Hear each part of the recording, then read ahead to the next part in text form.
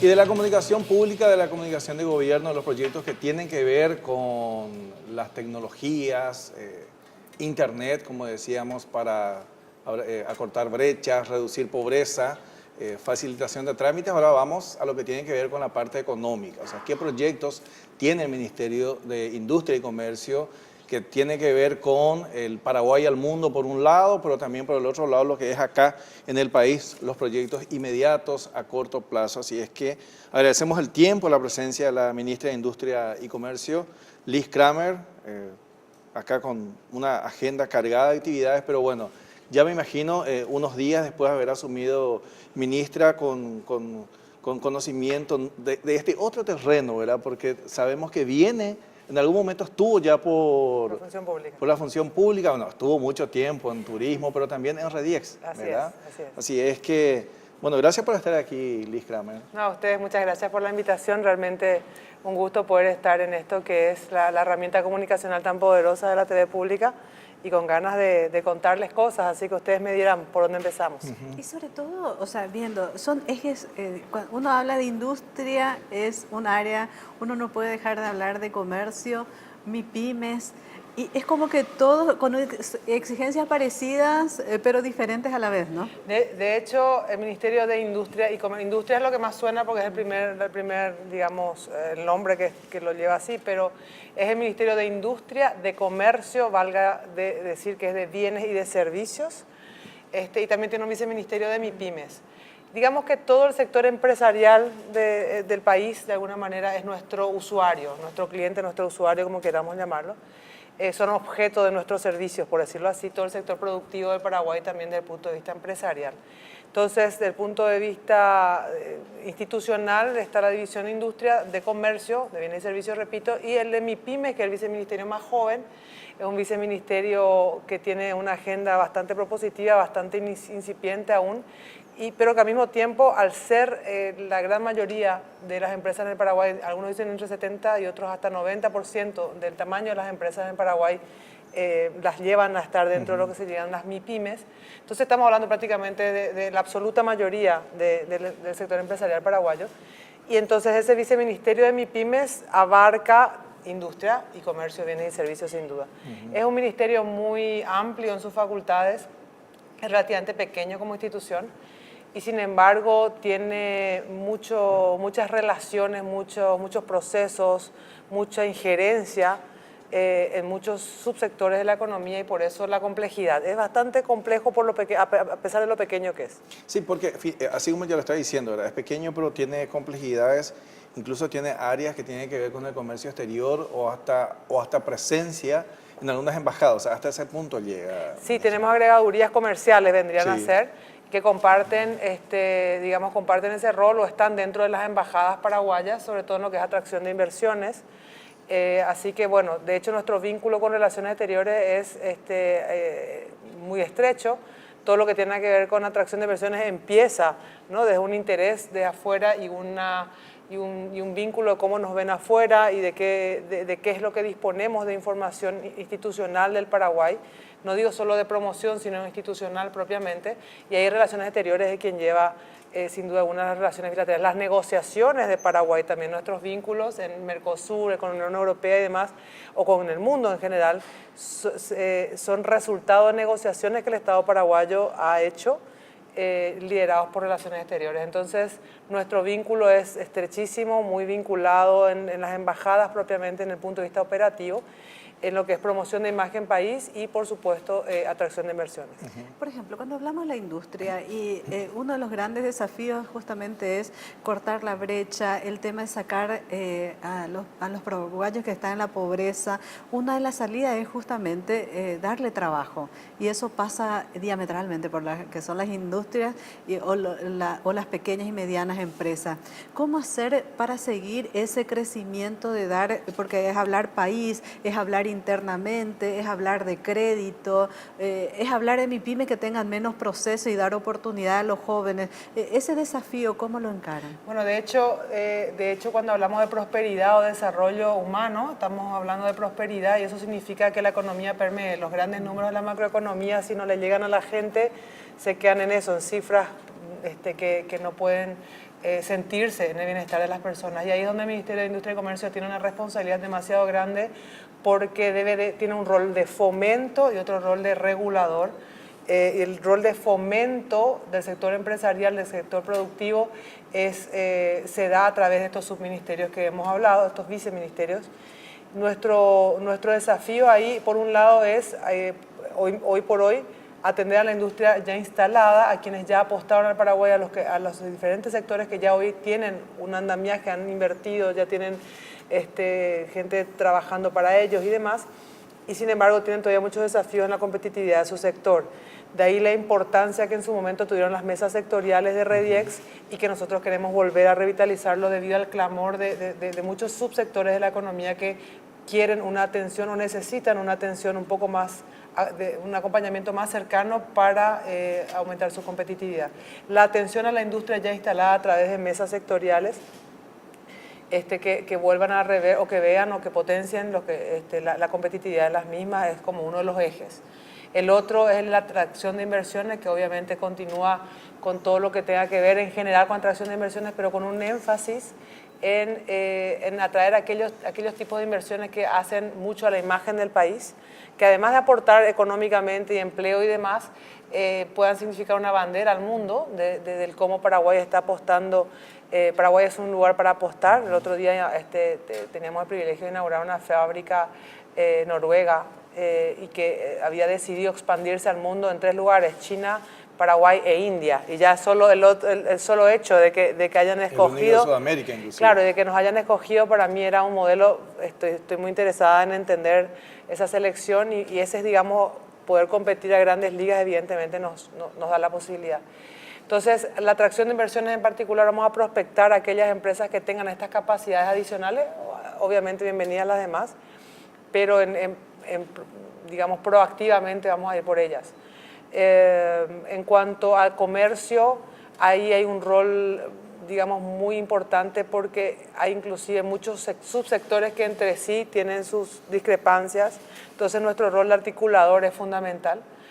Tenemos ahí, por ejemplo, digamos, como te decía, de bienes y servicios, y creemos nosotros que el servicio, de hecho es un compromiso que hemos asumido, debe ser potenciado porque más del 55% más o menos del sector productivo en Paraguay ya se basa en servicios y creemos que eso requiere una mirada distinta o quizás más, ponerle un poco más de foco.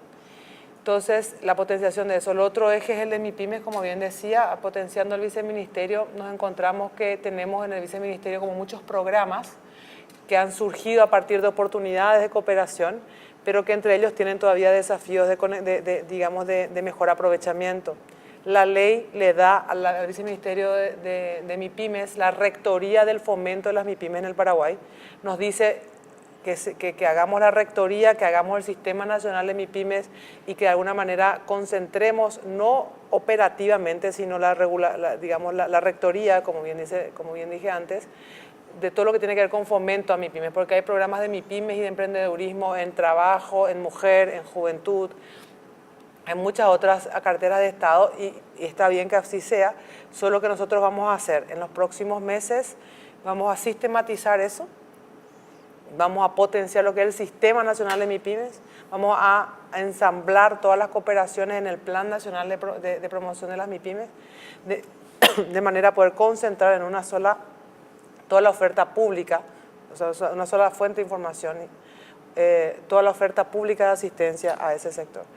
El otro subsector, estoy hablando ya del cuarto, sería la instalación de todo lo que tiene que ver con economía naranja, todo lo que tiene que ver con industrias creativas. Vamos a hacer, en esta oportunidad el Ministerio quiere abrir sus puertas a este sector que nos puede dar satisfacciones enormes porque es un sector donde tenemos, sí, existen limitaciones, pero no las limitaciones físicas que existen en otros subsectores. Así que creo que el crecimiento exponencial va a pasar por las economías creativas y nos estamos preparando para darle una atención muy particular y un impulso muy grande a todo lo que tiene que ver con economía naranja. Y por último, como otro eje de acción está la modernización del ministerio. Es un ministerio que tiene en algunos procesos ya muy avanzada la modernización y en otros todavía mucho espacio para crecer. Queremos meterle mucha tecnología, Queremos que ya nadie venga al ministerio para pedir requisitos, que nadie venga al ministerio para algo que se pueda hacer por teléfono.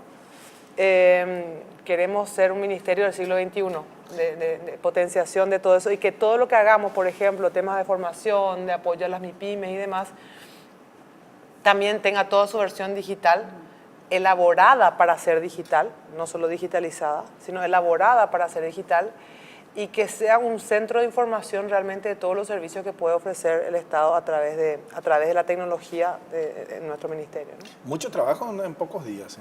O eso ya venía ya planificado antes de No, asumir, no, pero tenemos buen equipo, tenemos un muy buen equipo, tenemos un equipo de viceministros del que estoy muy orgullosa, hay también un equipo de técnicos muy buenos en el ministerio, y bueno, llevamos, que son X días en el cargo, y bueno, una semana antes es lo que pudimos, pero sí digamos, los técnicos del ministerio están ahí listos para trabajar, y nosotros nos gusta mucho particularmente la experiencia de la planificación y la reestructuración y demás, me da mucha adrenalina, así que estamos con todas las pilas.